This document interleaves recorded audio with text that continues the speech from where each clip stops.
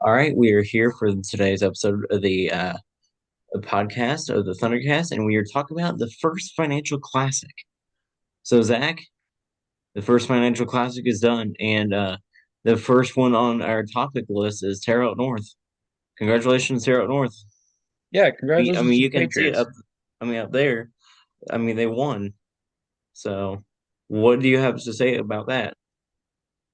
Um, it was a good classic. I mean, Terre Haute North lost it last year, won it 2 years ago. They finally bounced back to beat Park Heritage. I mean, what a rematch of the Gobbler game in the championship.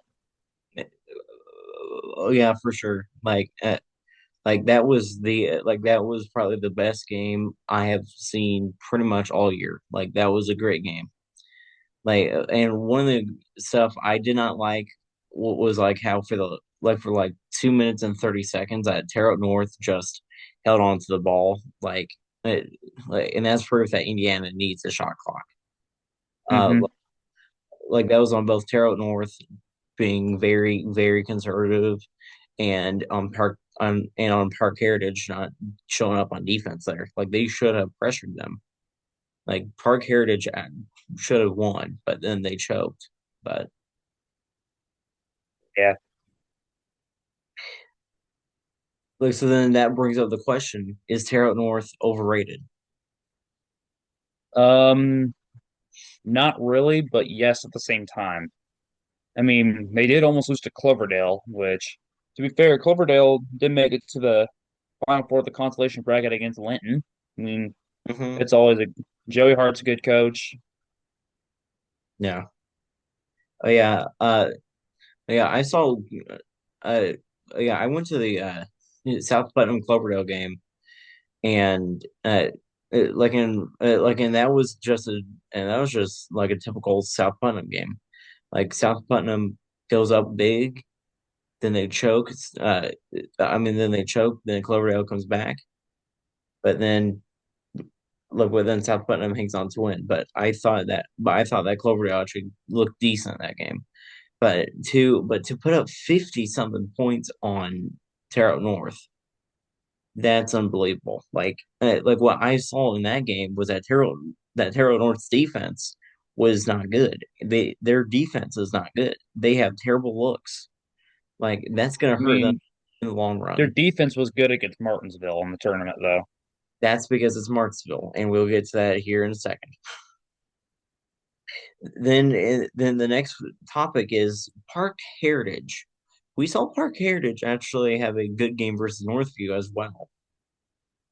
Yeah, and the game went overtime, which I don't know if you saw during the Northview Park Heritage overtime game, the stream got terminated for an unknown reason.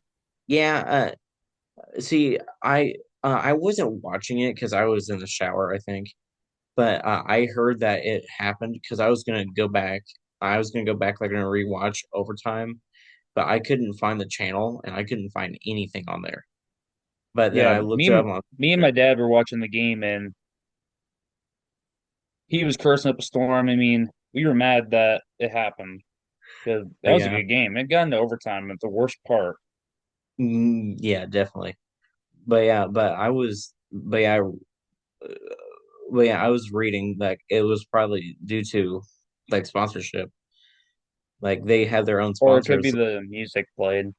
Oh yeah, like that's the other thing too. Like they might have used some other music from the PA system that was copyrighted Yeah. or something.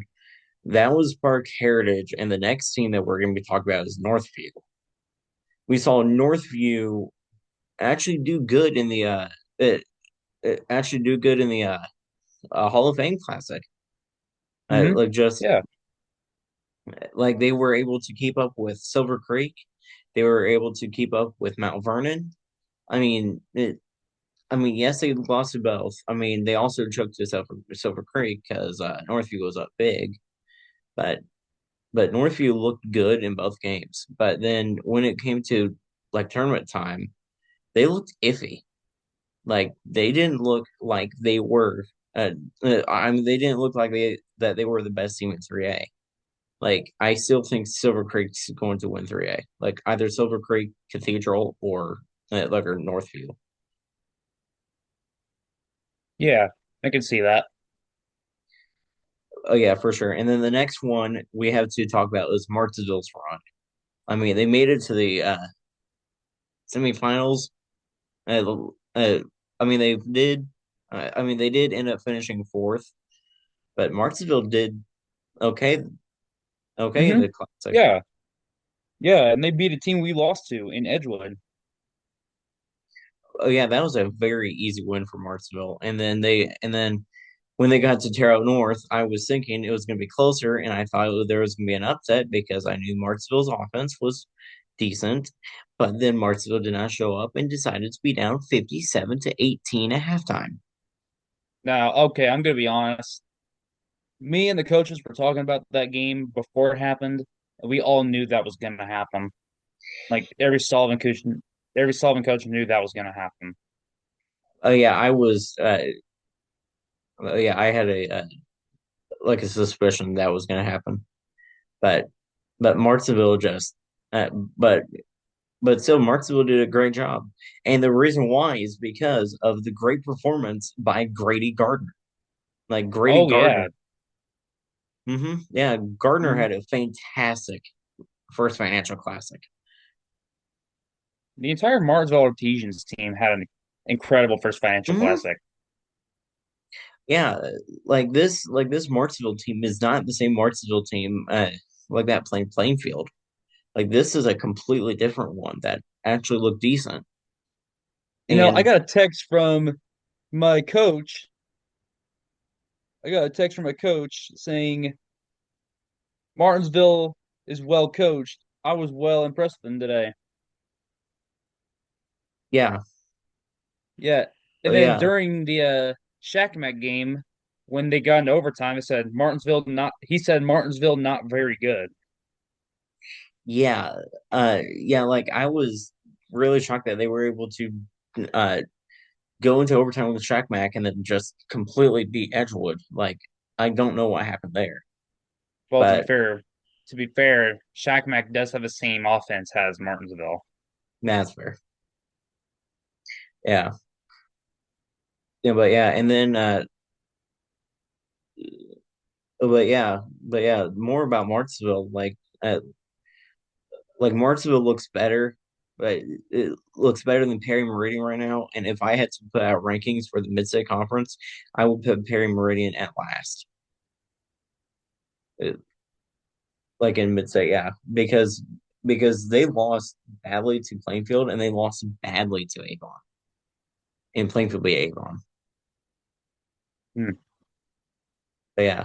And then the next one is right up your alley. Let's talk about Sullivan. Oh, what about Sullivan, man? I mean, Sullivan, they beat a decent Marshall team. We were up, we were down by 5 against Northview at the end. Hmm? I mean, against Northview. Oh yeah, yeah. Like all I have to say, I mean, all I have to say about Sullivan, like that since the first part of the season, they got completely better. Like, like with Mhm. the uh, like with the addition of Brian, like he was really good for. I mean, he was really good for the Golden Arrows, and he was I fantastic mean, with his old team. I mean, he is a bit rusty since he hasn't played hmm since his time at Northview, but not bad for a coming back ever since the transfer. Yeah, yeah, for sure. And then the next one is uh, like so. The next topic is let's look ahead at the rest of the season. What do you think Sullivan's going to do like for the rest of the season? I think we're going to win a lot of games. Now we do have some tough games against Vincent's Lincoln, Linton Stockton, and Bloomfield. Oh, and North Davies. But besides Yeah, that, I think we should win out. yeah, yeah, for sure. And then yeah, and then for Terre North, and then for Terre North, like what do you think Terre North's going to be doing? It really depends on the schedule, Terre Haute North. Let me look at it real quick. Um, The only game I can think of that might be a problem for them is Plainfield because they play versus Plainfield like in February. So Terre Haute North is currently 6-3, which they got Evansville Memorial tomorrow. They got Columbus North on Friday. oh they're oh I feel bad for Luke like like Evansville Evansville's gonna get killed at Terrell North because Yeah. of But on the 16th, it's the Bell game. Terre Haute North versus Terre Haute South. that's going to be Terrell North because Terrell South is terrible this year. I know. Me and Northview. We mean we can beat Terre Haute South. Yeah, yeah, Sullivan will beat Terrell South, can beat Terrell South, and probably by double digits. That's how bad Yeah. Terrell is this year, and uh, and that's also how good Sullivan is. Like Sullivan is a really good team. Like Hmm. I'm giving them credit. They're a really good team.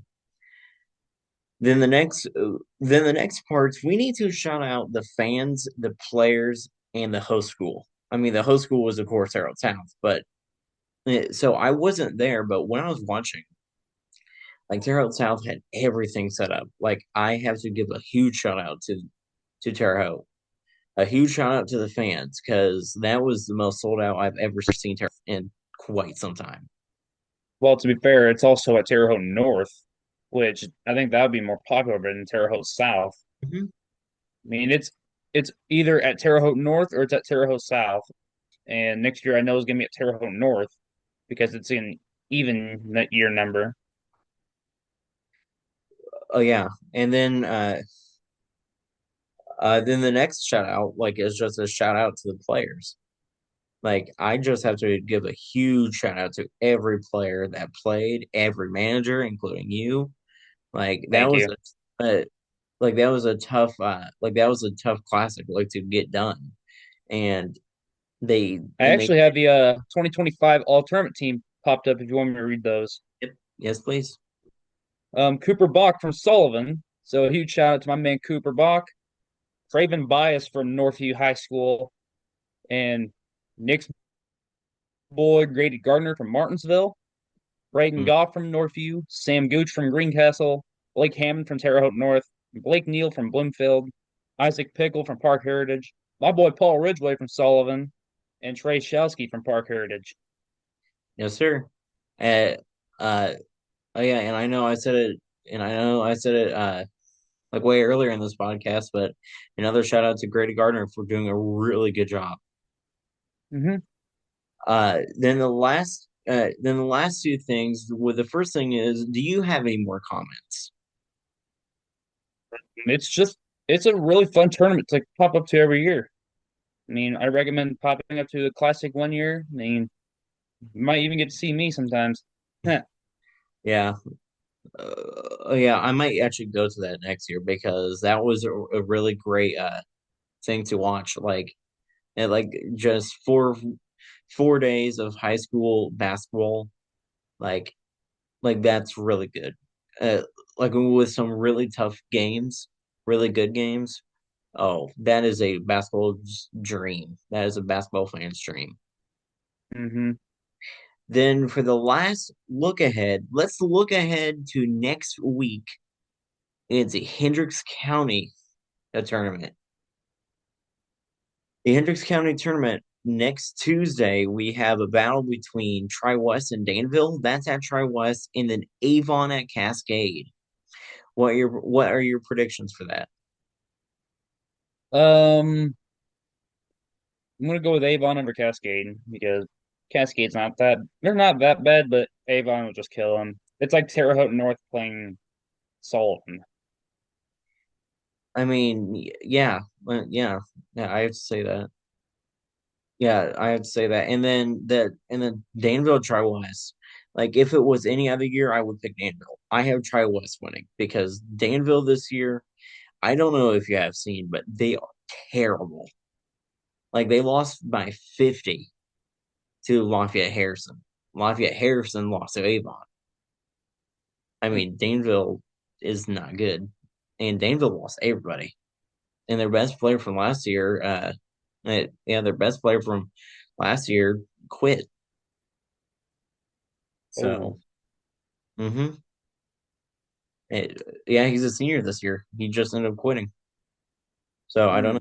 hmm. And then, uh, and then the semifinals next Friday. So what's likely going to be the matchup will be Avon at Plainfield for the second time this year, and then Tri West at Brownsburg. Hmm. That Plainfield Avon game would be good. Yeah. Um, I might have to go with Plainfield on this one again. Oh yeah. See, that's gonna be a tough game because Avon did, I think, get a little better, but they're still far from being good. Like they see, Avon is decent. I mean, they didn't kill Lafayette Harrison. Like they were up by at least two or three, like at the end of the game. I don't remember what the score was, but I know that Avon. I mean, I know that Avon got better since we played them. But just looking at Plainfield, dude, like they were able to defeat Zionsville very easily. No, no, like it wasn't. I mean, it was not an easy game. Neither team could shoot well, and Plainfield just still and yeah, Plainfield just outperformed Zionsville. Like Plainfield's defense was a lot better than Zionsville's. Zionsville's defense is a lot better than Avon's. Like that was shown before, and that is going to be shown again. And then Plainfield was able to beat Noblesville again. Uh, I mean, not again, but yeah, Plainfield was able to beat Noblesville. That was a great game. Hmm. And I mean, Noblesville's okay. I mean, but Plainfield was able to like stop them. But yeah, and then yeah, uh, but then on the other side of that bracket thing is Brownsburg Tri West. I mean, I mean, that's definitely like a Brownsburg win. Like Yeah. Brownsburg's beating Tri West, like no question. And then that's going to leave us to the county championship at Danville on that Saturday. That's going to be a very great matchup. Very great matchup. Potentially Plainfield Brownsburg. Which I'm going to take Plainfield over Brownsburg. Oh yeah, oh yeah. I don't remember the last time Plainfield beat Brownsburg like in basketball. Like I think it was my freshman or sophomore year. Like we were at home, like in sectionals, like we beat them. But Hmm. it is always tough to beat Brownsburg because of their head coach Steve Lynch. Steve Lynch has Plainfield figured out. But I think with the great playing that Plainfield is doing this year, uh, like Plainfield's gonna be able to stop them. Like, see, Brownsburg has talent. They have Brandon Sharp on their team. They have really good players. I mean, they have that one transfer like from North Central, but Hmm. I still think Plainfield's gonna be beating Brownsburg. But I think for the first time in a really long time, Plainfield's gonna win county this year. Yeah. Yeah, yeah. So before we get off, before we get out, before we get off, uh, like, is there anything else like you want to talk about? Not really, no. All right, cool. All right, cool. Well, that was a great first financial classic. Like, that's why I have to say, I can't wait for It next. was. I can't wait for next year and the year after. I mean, I can't wait like to see what Terre North, Park Heritage, and Northview does the rest of the year. And Yeah. before we get off, and before we do get off, like we do need to shout out Park Heritage again. The main reason why I was thinking Park Heritage after being Northview could be Terre North is because earlier that week they were able to actually play Fishers, and like So Park Heritage did get destroyed by Fishers, but I have to say that Park Heritage actually really looked good right after playing them. Like I think that was smart by their athletic director, uh, actually picking Fishers to be on their schedule because Park Heritage actually looked a lot better. That's going to get Park Heritage better when it comes to a tournament time, and they have a Hmm. really tough matchup ahead too. Eh, they play Zionsville at home. Yeah, Like uh, uh, like this year's Zionsville team like is a lot better than last year's Zionsville team. But yeah, but yeah that game's gonna be really good too. Like I can't wait to see what Park Heritage does. yeah. Me too. Well, that will do it for today's podcast, Thundercast. Um, one of the future dates is going to be before Plainfield Mooresville Week. Plainfield Mooresville Week, actually. We will be having Tyler Denning on the show. And if you want to go back, rewatch our past podcasts, as last week I had Oscar Fry on the show. So go back and watch that if you want to. Well, folks, that will do it. And thanks again, Cap Ellett, for joining me. Yeah, no And problem, Nick. my name on here, Nick Thunder Green. And we will see you next time.